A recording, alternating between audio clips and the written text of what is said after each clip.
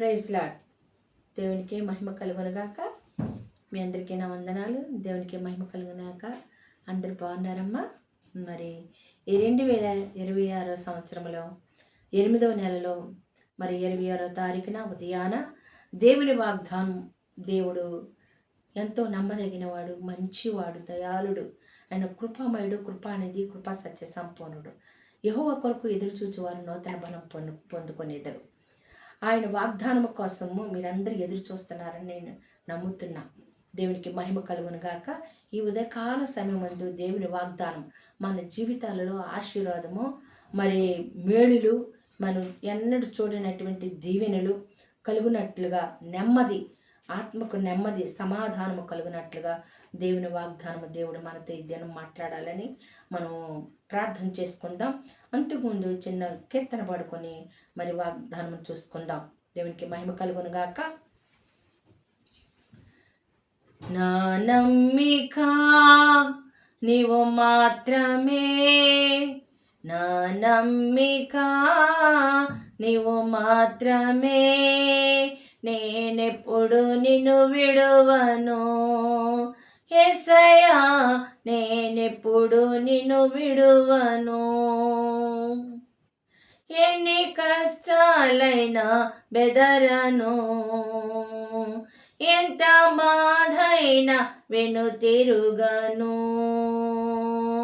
ఎన్ని కష్టాలైనా బెదరను, ఎంత బాధైనా వెనుతిరుగను. నా నమ్మిక నీవు మాత్రమే, నా నమ్మిక నీవు మాత్రమే, నేనెప్పుడు నిన్ను విడువను యేసయ్యా, నేనెప్పుడు నిన్ను విడువను.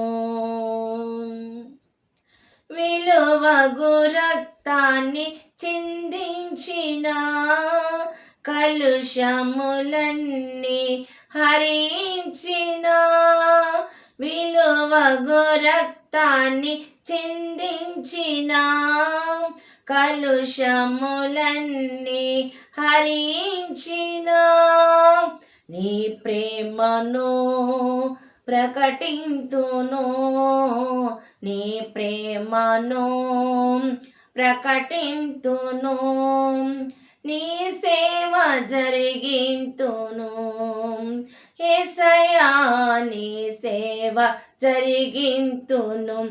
ఎన్ని కష్టాలైనా బెదరను, ఎంత బాధైనా వెనుతిరుగను.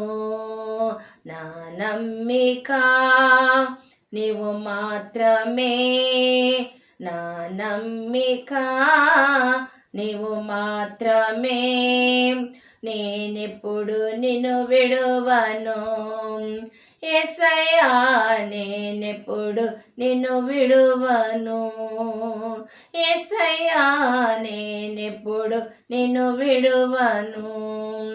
బలమగు హస్తాన్ని అందించిన, మరణము నుండి బ్రతికించిన, బలమగు హస్తాన్ని అందించిన, మరణము నుండి బ్రతికించిన, నీ చాటున నివసింతును, నీ చాటున నివసింతును, నీలోనే ఫలింతును యేసయ్యా, నీలోనే ఫలింతును. ఎన్ని కష్టాలైనా బెదరను, ఎంత బాధైనా వెనుతిరుగను. ఎన్ని కష్టాలైనా బెదరను, ఎంత బాధైనా వెనుతిరుగను. నా నమ్మిక నీవు మాత్రమే, నా నమ్మిక నీవు మాత్రమే, నేనెప్పుడు నిన్ను విడువను యేసయ్యా, నేనెప్పుడు నిన్ను విడువను. యేసయ్యా నేనెప్పుడు నిన్ను విడువను, ఎన్ని కష్టాలైనా బెదరను, ఎంత బాధైనా వెనుతిరుగను, ఎన్ని కష్టాలైనా బెదరను, ఎంత బాధైనా వెనుతిరుగను, నా నమ్మిక నీవు మాత్రమే, నా నమ్మిక నీవు మాత్రమే, నేనెప్పుడు నిన్ను విడువను, యేసయ్యా నేనెప్పుడు నిన్ను విడువను, యేసయ్యా నేనెప్పుడు నిన్ను విడువను. Praise Lord. దేవుని నామానికి మహిమ కలుగును గాక. వాగ్దానం చూసుకుందామమ్మా. ఈరోజు వాగ్దానము కీర్తన భాగంలో నుంచి, కీర్తన భాగములు 126వ కీర్తన 126వ కీర్తన 5వ వచనం. కన్నీళ్లు విడుచుచు విత్తువారు సంతోషగానంతో పంటను కోసెదరు. చూడండి మరొకసారి కీర్తన 126వ కీర్తన 5వ వచనం. కన్నీళ్లు విడుచుచు విత్తువారు సంతోషగానముతో పంట కోసెదరు. దేవునికి మహిమ కలుగును గాక. లూకాసు వార్త మరి 8వ అధ్యాయము 49వ వచనం. కన్నీళ్లు విడుచుచు విత్తువారు సంతోషగానములతో పంటను మోసుకొని వచ్చేదరు. కన్నీటి ప్రార్థన ఎంత విలువైనదంటే, ఎంత శ్రేష్టమైనదంటే దానికి వెల కట్టలేం. అందుకే నువ్వు కన్నీరు కార్చిన కన్నీరు నా పన్నీటి బుడ్డిలో, నా పాదముల చెంత, నా కవులలో రాసి ఉన్నవి దాచి ఉంచాను అంటాడు ఆయన. అందుకనే కన్నీటితో విత్తువారు సంతోష గానములతో పంటను మోసుకొని వెళతారు అన్నాడు. అందుకని ఇక్కడ రాయబడి 49:8 లూకాసు వార్తలో నుంచి చూడండి. ఆయన ఇంకనూ మాట్లాడుచుండగా సమాజ మందిరపు అధికారి అంట నుండి ఒకడు వచ్చి, నీ కుమార్తె చనిపోయినది, బోధకుని శ్రమ పెట్టవద్దని అతనితో చెప్పాను. యేసు ఆ మాట విని భయపడవద్దు. 366 సార్లు అంటే లీప్ సంవత్సరాన్ని కూడా కలుపుకొని ప్రభువారు 366 సార్లు దేవుడు దాచిపెట్టాడండి. దేవుని నామానికి మహిమ కలుగును గాక. భయపడవద్దు, భయపడవద్దు, భయపడవద్దు. ప్రభువారు చెప్పే మాట అదే. అమ్మా నువ్వు భయపడవద్దు, అమ్మా భయపడవద్దు. చూడండి ఇక్కడ రాయబడింది కదా. ఆ మాట విని, యేసు ఆ మాట విని, ఒక మాట సమాజ మందిరపు అధికారి ఇంటి నుండి, సమాజ మందిరపు అధికారి, చూడండి ఇక్కడ సమాజ మందిరపు అధికారి ఇంటి నుండి ఒకడు వచ్చి, నీ కుమార్తె పోయినది, బోధకుని శ్రమ పెట్టవద్దు అతనితో చెప్పాను. యేసు ఆ మాట విని భయపడవద్దు, నమ్మిక మాత్రం ఉంచుము అన్నాడు. దేవుని నామానికి మహిమ కలుగును గాక. మనం ఎవరి మీద నమ్మకం ఉంచాం? ఒకప్పుడైతే ఎన్నో సమస్యలతోటి కొట్టబడుతున్నటువంటి పరిస్థితిలో మరి భయంకరమైనటువంటి మరి అయిన వారు కూడా కానివారుగా మరి మా జీవితం అతలకుతలం అవుతున్నప్పుడు దేవుని మీద నమ్మిక ఉంచానండి. నేను ఎవరి మీద నమ్మకం ఉంచలా.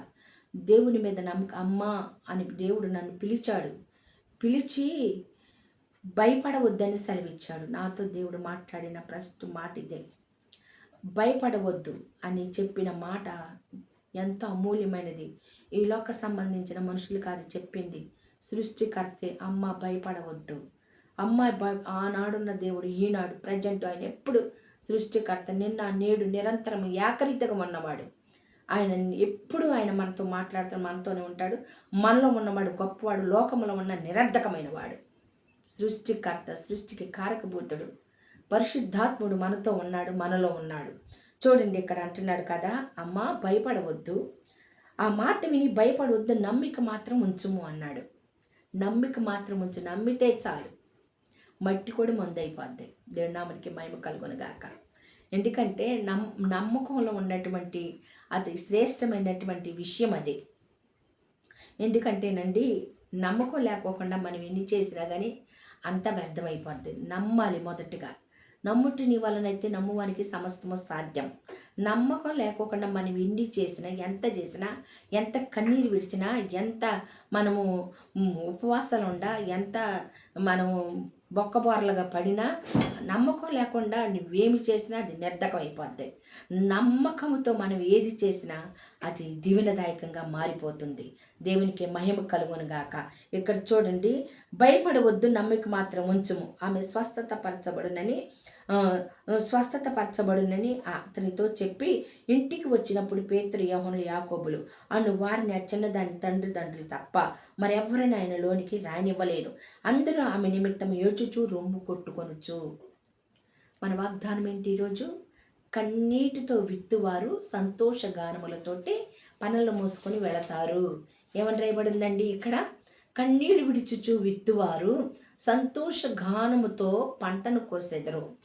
కన్నీటితో విత్తువారు, పిడికిడి విత్తనాలు రైతు తీసుకొని వెళ్ళి పొలంలో వేస్తున్నప్పుడు బాధతోటి ఈ సంవత్సరం అన్నా వర్షం బాగా పడాలి, ఈ సంవత్సరం అన్నా దిగుబడి రావాలి, ఈ సంవత్సరం అన్నా అప్పులు తీరాలి, చాలా మంచి మంచి ఆలోచనలతోటి బాధతోటి పోయిన సంవత్సరం పంట సరిగ్గా చేతికి రాల, అప్పులు కూడా తీరలేదు, మరి ఈ సంవత్సరం అన్నా అని చెప్పి రైతు ఏం చేస్తాడండి? ఆ పిడికిడి విత్తనాలు తీసుకొని జల్లుకుంటా భూమి ఫలించాలని ఆయన విత్తనాలు జల్లుతూ ఉంటాడు.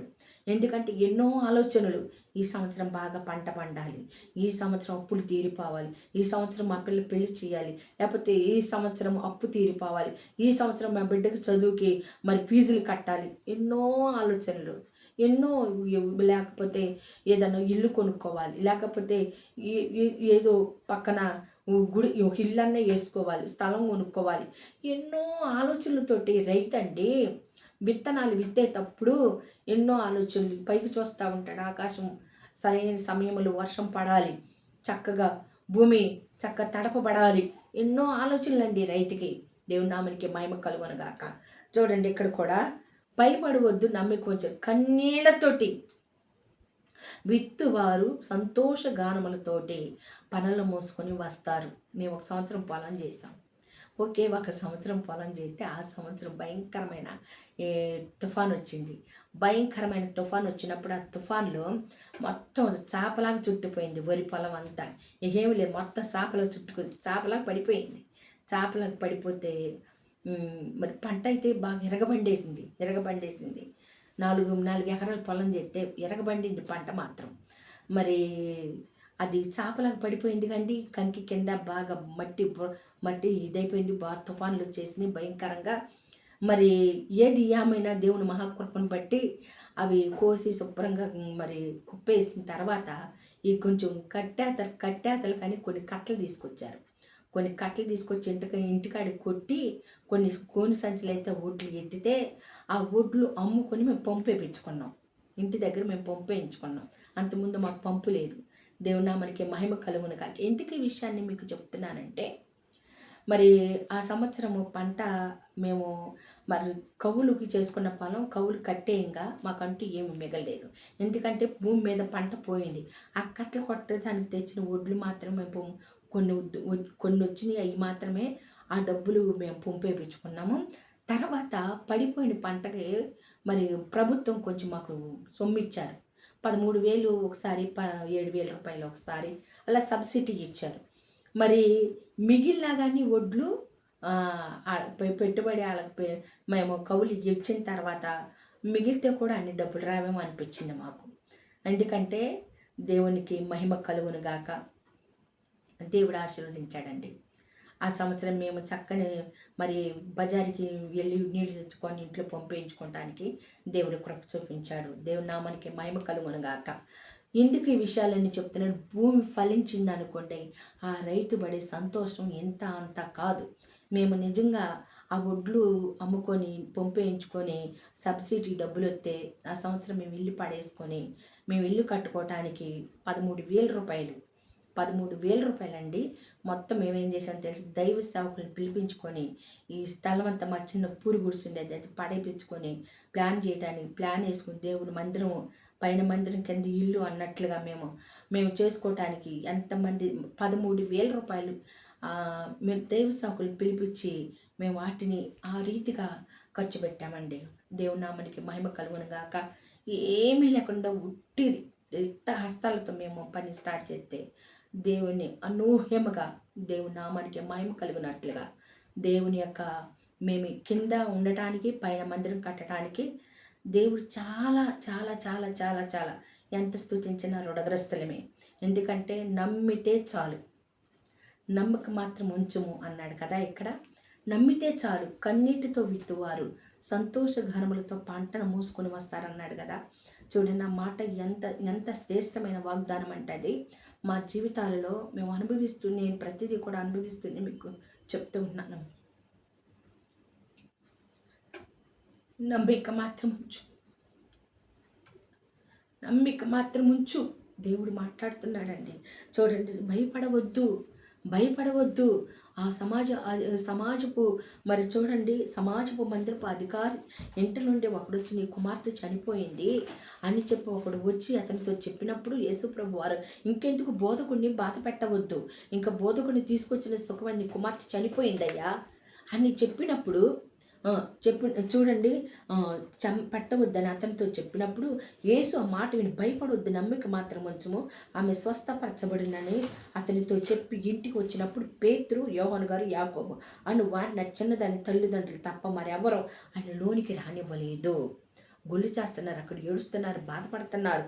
చూడండి, ఇక్కడ ఆమె నిమిత్తం అందరూ ఆమె నిమిత్తం మరి రొమ్ము కొట్టుకొనుచు ఆయన వారితో ఏడ్చుచు రొమ్ము కొట్టుకొనుచుండగా ఆమె నిమిత్తమై వారు రొమ్ము కొట్టుకొనుచు ఏడ్చుచుండగా అందరూ చూడండి, ఏడవద్దు, ఆమె నిద్రించుచున్నదే కానీ చనిపోలేదు. అబ్బా, ఎంత చక్కని మాట అండి, చక్కని మాట అన్నమాట.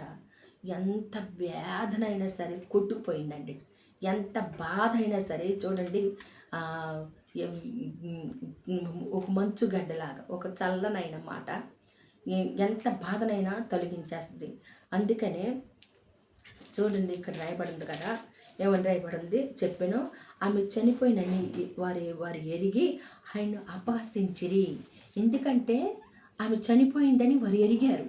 ఆమె చనిపోయిందని ఎరిగి ఆయన యేసు ప్రభునే అపహసించారు. అయితే ఆయన ఆమె చెయ్యి పట్టుకొని చిన్నదానా లెమ్మని చెప్పగా ఆమె ప్రాణం తిరిగి వచ్చిన కనుక వెంటనే ఆమె లేచెను. అప్పుడు ఆయన ఆమెకు భోజనం పెట్టుడని ఆజ్ఞాపించెను. ఆమె తల్లి తండ్రి విస్మయం ముందరి అంతటా ఆయన జరిగినది ఎవ్వనితోనూ చెప్పవద్దని ఆయనకు ఆజ్ఞాపించెను. దేవునికే మహిమ కలుగునుగాక. ఎందుకు నేను ఈ మాట చెప్తున్నానంటే చూడండి, ఇక్కడ మరి ఎవరిని తీసుకుని వెళ్ళాడు? ఇక్కడ 3 శిష్యుల్ని తీసుకొని వెళ్ళాడండి. ఎవరిని తీసుకుని వెళ్ళాడు?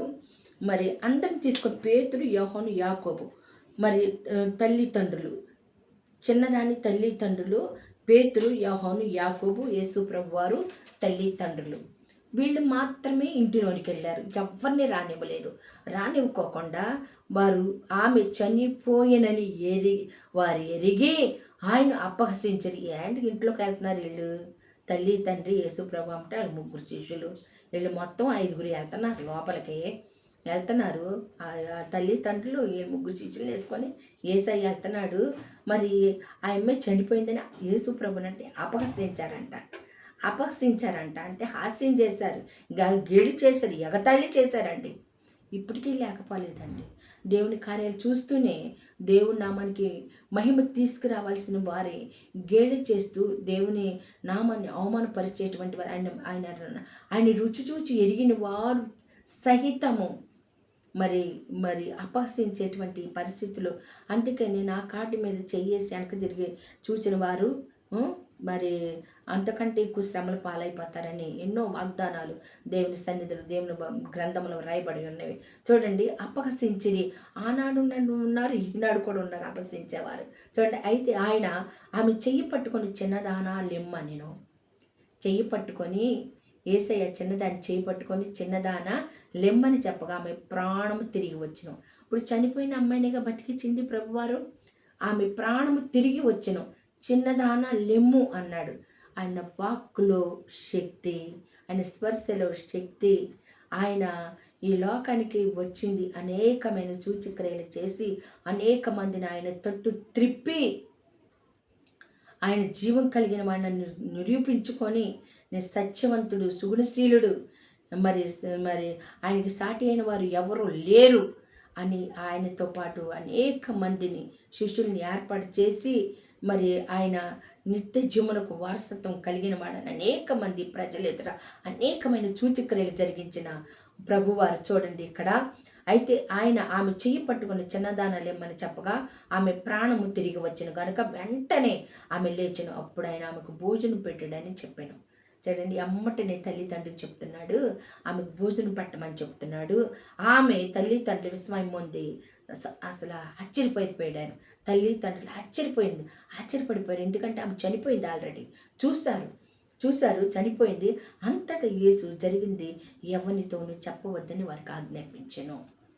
యేసు ప్రభు వారండి చెప్పవద్దని ఎన్నో విషయాలు యేసు ప్రభు చెప్పొద్దన్న విషయాలు చాలా ఉన్నాయి. చూడండి, మార్కు సువార్త 1:14 కూడా ఎవరితోనూ ఏమి చెప్పక సుమి అని చెప్పిన ఒక గొప్ప విషయం ఉంటుంది. ఆయన జరిగింది ఎవరితో చెప్పవద్దని మరి ఎన్నో విషయాలండి.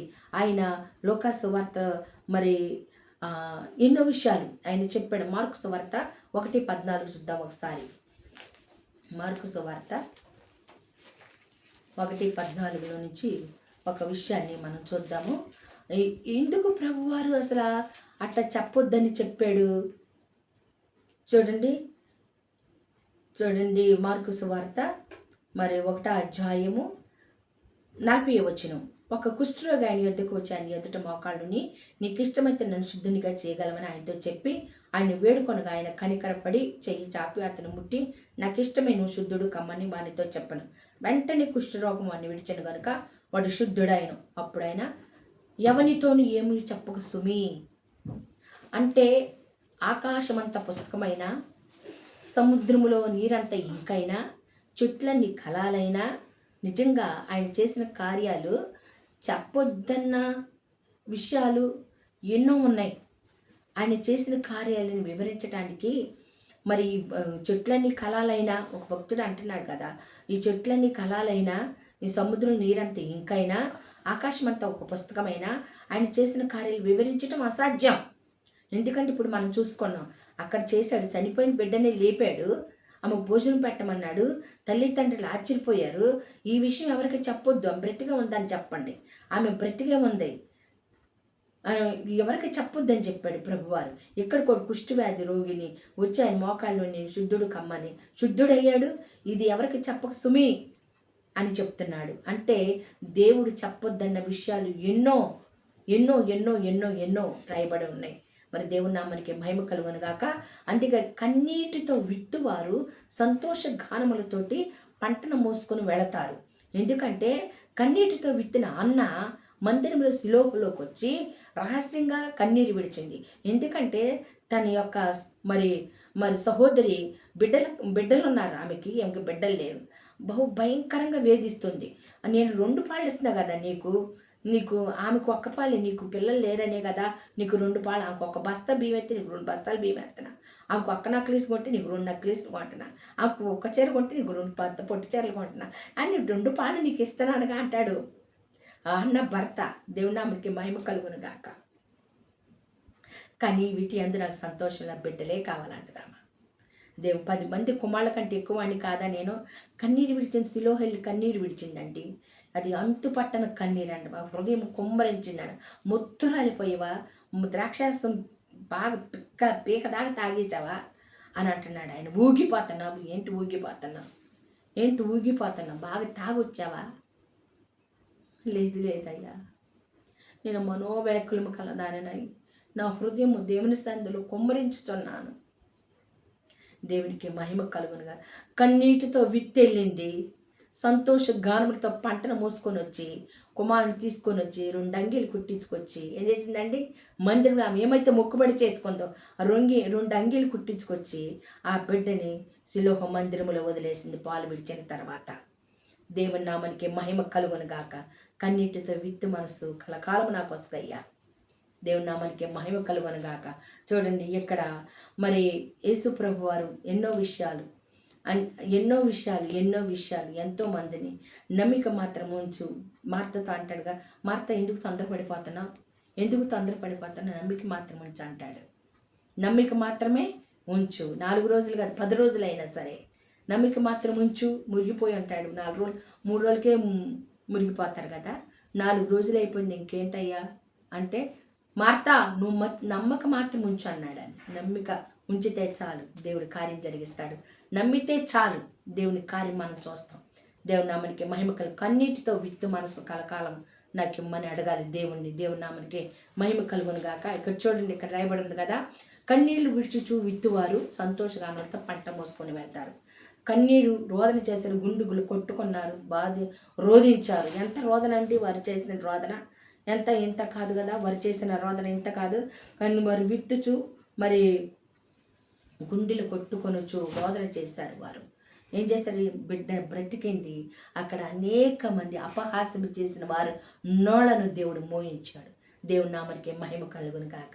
ఏ రీతిగా నువ్వు బాధించబడుతున్నావు, ఏ రీతిగా శోధించబడుతున్నావు, ఏ రీతిగా నువ్వు హేళన చేయబడుతున్నావు, ఏ రీతిగా నీవు మరి అపహాస్యం చేయబడుతున్నావు, దేవుని నామానికి ఏదైనా ఏ పరిస్థితి అయినా మార్చగలిగిన వాడు సజీవుడైన సృష్టికర్త అయిన పరిశుద్ధుడైనటువంటి సర్వశక్తిమంతుడు, సర్వాధికారి, దయగలిగిన తండ్రి, కృపగలిగిన దేవుడు, ఏ పరిస్థితి నుంచి అయినా మనల్ని లేవనెత్తగలిగినవాడు, మనల్ని సరిచేయగలిగిన వాడు, మనల్ని ఏ స్థితిలోనైనా సరే, ఏ స్థితిలో ఉన్నా, జికటగల దొంగ ఊబిలో ఉన్నా సరే లేవనెత్తి నేను సమతలమైన భూమి మీద కూర్చుండబెట్టి ఆయన్ని స్తుతింప చేయించుకోగలిగిన సమర్థుడు. దేవుని నామానికి మహిమ కలుగును గాక. మరి ఈ ఉదయకాల సమయమందు నువ్వే పరిస్థితిలో ఉన్నా సరే, ఏ స్థితిలో ఉన్నా సరే నమ్మిక మాత్రం ఉంచు. దేవుడు అద్భుతాన్ని నువ్వు చూస్తావు. ఎందుకంటే నమ్మితే చాలు నువ్వు దేవుని యొక్క మహిమను చూస్తావు.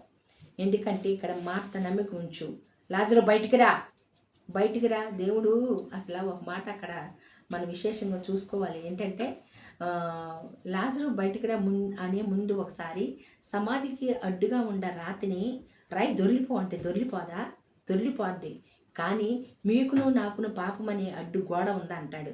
ఆ గోడను తొలగించుకోవాలి. ఎందుకంటే గోడ తీయాలి, ఎందుకంటే అడ్డు బండ తొలగించబడాలి.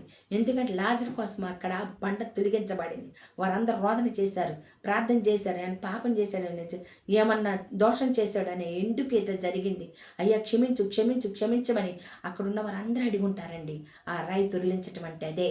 సమాధికి అడ్డుగా ఉన్న బండ చూడండి, లోపల లాజరు ఉన్నాడు, బయట సమాధికి మరి ముయ్యబడింది, బండతో ముయ్యబడింది. మరి సజీవ లెక్కలోకి రావాలంటే, జీవం ఆయనలోకి రావాలంటే ఆయన పాపం పరిహరించబడాలంటే పశ్చాత్తాపడాలి. వారి నిమిత్తమై ఇక్కడ రోదన చేసినప్పుడు ఆ ఆ లాజరు నిమిత్తమై వీరు చేసిన ప్రార్థన, ఆ బండ తొలగిపోయినప్పుడు లాజరు బయటకు రాన్నాడు ప్రభువారు. దేవుని నామానికి మహిమ కలుగును గాక. పశ్చాత్తాపమే పాపక్షమాపణ. ఎప్పుడు పశ్చాత్తాపడతారో అప్పుడే పాపక్షమాపణ వచ్చింది. అప్పుడు లాజరు బయటకు వచ్చాడండి. దేవుని ప్రేత వస్త్రములతో చుట్టబడిన వాడని సజీవుడై లేచి బయటకు వచ్చాడు. దేవుని నామానికి మహిమ కలుగును గాక. మరి నమ్మిక మాత్రం ఉంచిన మార్త ఏమైపోయిందండి, ఆశ్చర్యపోయింది. అదేవిధంగా వాక్యం తెలిసిన మరియ మాత్రం అటెన్షన్లో ఉంది. ఎందుకంటే వాక్యం, దేవుడు సజీవుడు, ఆయన ఏమైనా చేయగలడు. ఆయన ఊపిరి లాజర్లో ఉన్నది, ఆయన ఊపిరి ఆయన నిర్మాణకుడు. ఆ లాజర్ నిర్మాణకుడు ఎవరండి, దేవుడే. ఆయనకి ఊపిరి పోయటం తెలుసు, ఊపిరి తీయటం కూడా తెలుసు. ఆయన స్వాధీనమే, ప్రాణాత్మ దేహములు ఆయన స్వాధీనమే అని చెప్పి మరియ వాక్యం ద్వారా ఆయన పాదాల దగ్గర కూర్చొని నేర్చుకుంది కాబట్టి మరియ నెమ్మదిగా ఉంది. దేవుని నామానికి మహిమ కలుగును గాక. ఈ ఉదయకాల సమయమందు నువ్వు ఏ పరిస్థితిలో ఉన్నా, అది ఏ సమస్య అయినా, అది ఎలాంటిదైనా సరే, నువ్వు దేవుని పాదాల దగ్గర వచ్చి నువ్వు అడగగలిగితే నుంచున్న పడాన ఎక్కడున్నా, ఏ పరిస్థితిలో ఉన్నా ప్రభువా నాకు పరిస్థితి నుంచి విడిపించయ్యా, ఈ సమస్య నుంచి విడిపించయ్యా, ఈ బాధ నుంచి విడిపించయ్యా, ఈ ఇరుకు నుంచి విడిపించయ్యా, ఈ వ్యాధి నుంచి విడిపించయ్యా, ఈ బాధ నుంచి విడిపించయ్యా, ఈ క్యాన్సర్ నుంచి విడిపించయ్యా, ఈ ఎయిడ్స్ నుంచి విడిపించయ్యా, ఇదిగో అప్పుల బాధ నుంచి విడిపించయ్యా, ఇదిగో భయంకరమైన క్షామం మా కుటుంబంలో భయంకరమైనటువంటి కరువు, ఆ కరువు నుంచి విడిపించయ్యా. ఏ పరిస్థితి అయినా సరే ఇరుగు పొరుగు వారితోటి ఇబ్బంది సమస్య అది ఏదైనా సరే ఆయనకు అసాధ్యమైంది అంటూ ఏమి పరిస్థితి సాధ్యమే, సమస్తము సాధ్యమే ఆయనకి. 6 నెలల ఇశ్రాయేలు ప్రజలు నడిపించిన సముద్రాన్ని చీల్చాడండి. దేవుని నామానికి గొప్ప మెరకలు అది అసలు చెప్పుతుంటేనే పరిశుద్ధాత్మ దేవుని యొక్క కృప మన మీదకి వచ్చేస్తూ ఉంటుంది. ఎర్ర సముద్రం చీల్చి పరుసాన్ని తరుముకుంటా వస్తుంటే పరుసాన్ని వెనక ముందు చూస్తే నొయ్యి, వెనక చూస్తే గొయ్యి అన్నట్టు పరుసాన్ని తరుముకుంటా వస్తున్నారు.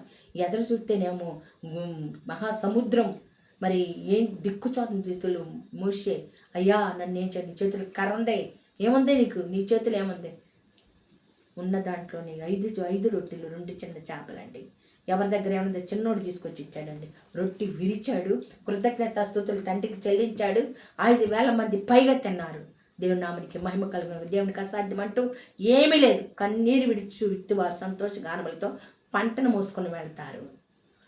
కన్నీరు విడిచాడు వారందరూ చూస్తూ ఉండగానే ఆ బిడ్డ బ్రతకటం, ఆమెకు అన్నం పెడతాం, ఆమెకు అన్నం పెట్టండి అన్నాడు ప్రభువారు. వారందరి ముందు ఆమె కూర్చొని అన్నం తింటాం. ప్రభు చెప్పిన మాట వారు విన్నారు. చూడండి, అందరి ముందు వారు ఎంత కన్నీరు విడిచారు, అంత సంతోషం వారి ఎంట నెలకొంది. దేవుని నామానికి మహిమ కలుగును గాక. నువ్వే పరిస్థితుల్లో ఉండే, నీ బాధతో ఉన్నావా, కుమిలిపోతున్నావా, ఎవరికి చెప్పుకోలేనటువంటి సమస్య, అది ఎవరికి చెప్పుకోలేవు, విడిచిపెట్టుకోవాలన్నది పాపం, కానీ విడిచిపెట్టుకోలేకపోతున్నావు. అది వద్దు అనుకుంటున్నావు, కానీ నిన్ను విడిచిపెడతలేదు. అది అలాంటి సమస్య అయినా సరే ప్రభువు చేతులకు అప్పచెప్పు. ఆయన సునాయాసంగా చుట్టుకొని తీసి పడేసి అక్కడ పారేస్తాడు. దేవునికి అసాధ్యమైంది అంటూ ఏమీ లేదు, సమస్తము సాధ్యమైనకి. ప్రార్థన చేసుకుందాం. మా ప్రియుడ, మా రక్షకుడ, మా యేసయ్య నీకు వందనాలు. గనుడా, ఘనకార్యములు జరిగించువాడా, ఆశ్చర్యకరుడ, ఆలోచనకర్త నీకు వందనాలు. కన్నీటితో విత్తువారు తండ్రి సంతోషగానులతో పంటను మోసుకొని వెళతారు అని సెలవిచ్చిన దేవుడు ప్రభా, ఈ ఉదయకాల సమయమందు ప్రభా, ఎందరైతే ప్రభా ఆర్థిక పరిస్థితి, అనారోగ్య పరిస్థితి, లేకపోతే ఇరుగు పొరుగు వారితో ఇబ్బందా, లేకపోతే భర్తతో ఇబ్బందా, భార్యతో ఇబ్బందా, లేకపోతే బిడ్డలతో ఇబ్బందా, ఏ సమస్య నేను వేధిస్తుంది, ఏ సమస్య నేను బాధిస్తుంది, నువ్వు దేవుని చేతులకు అప్పచెప్పగలిగితే, దేవుడు స్వాధీనపరచగలిగితే, దేవుని చేతుల్లో పెట్టగలిగితే, సమస్తమును సాధ్యపరచగలిగిన జీవం కలిగిన దేవుని చేతుల్లో నువ్వు పెట్టగలిగితే, ఆయన కృపమయుడు, కృపానిధి, కృపా సత్య సంపన్నుడు, ఆయనకి చేతగానది అంటూ ఏమీ లేదు. ఆయన సమస్తము సాధ్యపరచగలిగిన దేవుడు, చచ్చిన వారిని సైతం లేవనెత్తిన వాడు, ఉన్నది లేనట్టు లేనిది ఉన్నట్టు చేయగలిగిన సమర్థుడు. ఈ ఉదయకాల సమయమందు ఆయన చేతులకి నీ సమస్యను అప్పచెప్పగలిగితే, ఆయన చేతుల్లోకి తీసుకొని నీకు మేలు చేత నిన్ను నింపి, ఇదిగో నీ సమస్యకు విడుదల అని చెప్పి నీతో చెప్పి ఆ సమస్యకి విడుదల ఇవ్వగలిగిన సమర్థుడు నేను నమ్మిన నా యేసు ప్రభువారు. నా జీవితంలో ఎన్నో ఎన్నో ఎన్నో ఎన్నో కార్యాలు అడిగిన తోడే నా కల తీర్చిన నా రక్షకుడు నా యేసు ప్రభువారు.